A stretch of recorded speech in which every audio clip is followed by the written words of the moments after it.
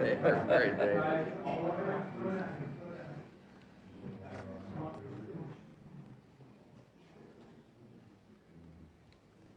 You just come down this morning or last night? I left here last night, 4 o'clock. It was in New York, the Squashing? No, I didn't find time to, I didn't find any players. All of them escaped. Roland Evans will never ride again. He covered him. All of them escaped. Oh, I see. Good morning. Morning. Come as close to us as you can. Are you hopeful that the Israelis... Statement? Oh, I'm sorry. If you don't mind. I don't mind at all. That's good. Once again, I'd had this wonderful opportunity to meet with President Bush for the 3rd time this year, as you know. The frequency and outcome of our meeting reflects the strength of our relations and the depth of our friendship. I have always found President Bush a statesman of vision and sound judgment. His understanding of global and regional issues is exceptional. He combines vast knowledge with prompt action when it is due. We conducted our discussions today in an atmosphere of cordiality and in a spirit of mutual trust. On global matters, I expressed to the President our firm support for the steps which were taken lately in the area of disarmament. We hope that these steps, together with the ones that are expected to be taken in the near future, will usher in a new era in the history of mankind. On our part, we are most willing to make a significant contribution to the process of reinforcing world peace and stability. We discussed also a score of African problems with special emphasis on the debt crisis and the precarious situation in southern Africa. On both issues, the President was attentive and sympathetic. On the Middle East, I found President Bush quite determined to pursue the active role which has enabled the parties to make tangible progress in recent months. Today we believe that the potential is great for further progress. We can achieve that by convincing the parties to enter into a dialogue without preconditions. If the dialogue bears fruit, as we sincerely hope, it will pave the way for other steps on the road to a comprehensive settlement for the whole problem. It would be a grave mistake to miss the golden opportunity that exists today.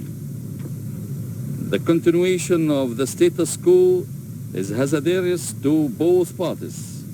Therefore, I agreed with President Bush to work closely together in order to utilize the existing momentum and ensure meaningful progress.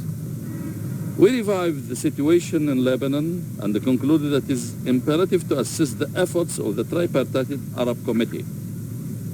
On bilateral relations, we expressed satisfaction over the continued expansion of our cooperation in various fields. President Bush reiterated his wavering support for our development efforts and the economic reform program. The backing of the U.S. is essential to the success of these efforts. Let me seize this opportunity to thank the American people for their unwavering support. They have been our best partners and our most reliable friends. In the months ahead, we shall double the efforts we are exerting in order to advance the course of peace in the Middle East. We shall work together in harmony and coordination. God willing, we shall overcome, and thank you very much. Sir, what will you tell Prime Minister Shamir, and when will you see him? How will you help him bridge the differences in his party? I beg your pardon again? When will you see Prime Minister Shamir? What do you intend to tell him? You know, I have contacted Prime Minister Shamir on the Jewish New Year in the presence of Mr. Ahrens, the foreign minister, when I was in New York. Had a long talk with him, congratulated him with the New Year, spoke with him what to do, thorough preparation for a meeting. I have no sensitivity to meet with Mr. Shamir, but such a meeting should come out with something. Otherwise, it will have negative reaction on the peoples of both sides. I don't want complication between the peoples. No, the Egyptians are welcoming the Israeli tourists in our country. I don't want to make complications. That's why any meeting needs a thorough preparation, which is very important. I'm ready to meet him at any time, but there should be something to come out. Has anything been scheduled? Has a date been set? No, a date hasn't been set. I have discussed this with Minister Ahrens to start working for this, but I can't tell you any more. Has any progress been made on the question of Palestinian representation, and especially the question of whether deportees would be accepted as representing Palestinians from the Look, outside? I think it's much far better to wait until the Israeli cabinet discuss this problem. I don't want to jump to conclusion. But what's your position on that? My position? On that issue, yeah. I'm helping both sides to come to a dialogue.